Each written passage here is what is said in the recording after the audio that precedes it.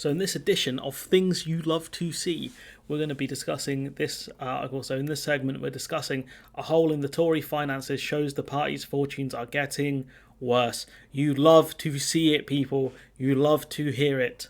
So Prime Minister Sunak's Conservative Party face a grim funding outlook with a £25 million shortfall less than 2 years before the next election. So this is so good. It's not grim for any of us. Seeing the Tory party fall into financial ruin will be a great joy to watch. My only fear is someone will help to fill in the void. The Conservative Party have been around for a long time, longer than some nation states. That's how long they've been in politics. With the Tories leaving the City of London so open for money laundering, I wonder which new set of rich people will be there to donate for them. And there's many options. After Big Nadim Zahawi became Tory chairman in October, he was alarmed to find the party's operating budget was around £5 million in the red, according to people familiar with the matter. At one point, things were so bad the party's bank account went into its overdraft to pay its staff wage bill, they said. So this is before the Tory party have even gotten onto an election footing. They normally hire buses and get a ton of social media ads amongst other types of advertisements. It looks like they might struggle to keep basic functions going. They would still need to hire more pollsters, campaign managers and focus group testers.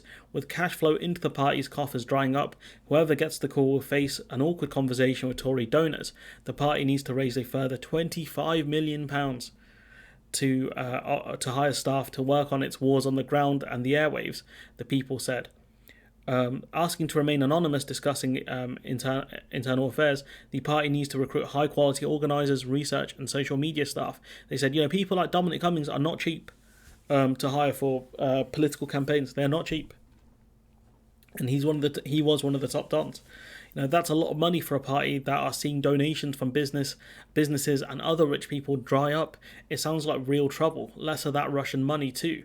But fed up with the political turmoil for the past year, big money donors are shying away. Donations dropped by 45% in the third quarter of 2022, according to the latest data from the Electoral Commission. And that's the time when Rishi Sunak would have come in and we would have had the big debacle with Liz Truss. I think Boris Johnson would have went in quarter two. So this could be a further hangover from that as well. And boy, did Johnson know about hangovers. Instead, Britain's super rich are cozying up to Keir Starmer's Labour Party, which is increasingly being seen as the government in waiting. And this concerns me because they will shift the Labour Party away from doing more to nationalise key industries and really push and help people. Labour can moan about the debt and debt to GDP, but in 1945 we had a debt to GDP of 270%. That did not stop Attlee and I think Niall Bevan from creating the NHS, which required a lot more borrowing, especially from the Americans, so shouts out to them for once. The UK's debt to GDP is lower than most of the other G7 nations. The UK's debt to GDP is 99.5%, whilst France is around the 113% mark. But that's still not stopping France from doing things like a full nationalisation of EDF, which will cost them around £10 billion to do.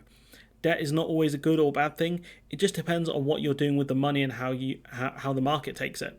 Yes, France and the UK are very different places, but the point is that these donors are going to steer the Labour Party away from doing stuff like the nationalisation of key industries, which is sad. Starmer can argue that things have changed economically since he became Labour leader, but I don't really buy it. Mohamed Mansour, the billionaire chair of the Mansour Group, who Sunak appointed as Tory party treasurer, agreed to underwrite several millions of pounds of donations to keep the lights on, people said. So the question is, what does Mr. Mansour want in terms of a return on investment? Pro-Remain donors are unhappy with Brexit. Pro-Brexit donors are unhappy with how it's been delivered. Pro-Boris Johnson donors are upset at his removal from power. Johnson's sceptic ones closed their wallets after the Partygate saga, which helped bring him down. Pro-Liz Truss donors are depressed about the implosion of a tax-cutting premiership, and other donors are furious at the Tories for the chaos which they have presided over.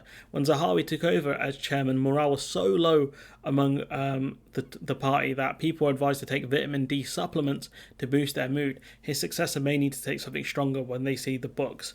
Morale will be even lower, so many Tory donors are unhappy with, I guess, the constant policy changes within the Tory party that will impact their bottom line a fair bit and make them question who are the donations really going to help. The bombastic Johnson, the spin merchant who damaged trade and service in the UK, the tax-cutting Liz Truss who nearly imploded the economy, and the pension funds and would have made these rich people even richer, or the zero charisma, zero Riz Sunak, which is Zero Riz Rishi, that's what we should call him, who is bringing in another wave of austerity, low growth and rising taxes. These people might represent the Tory party, but have impacted businesses and rich people in different ways, and they are not happy about it.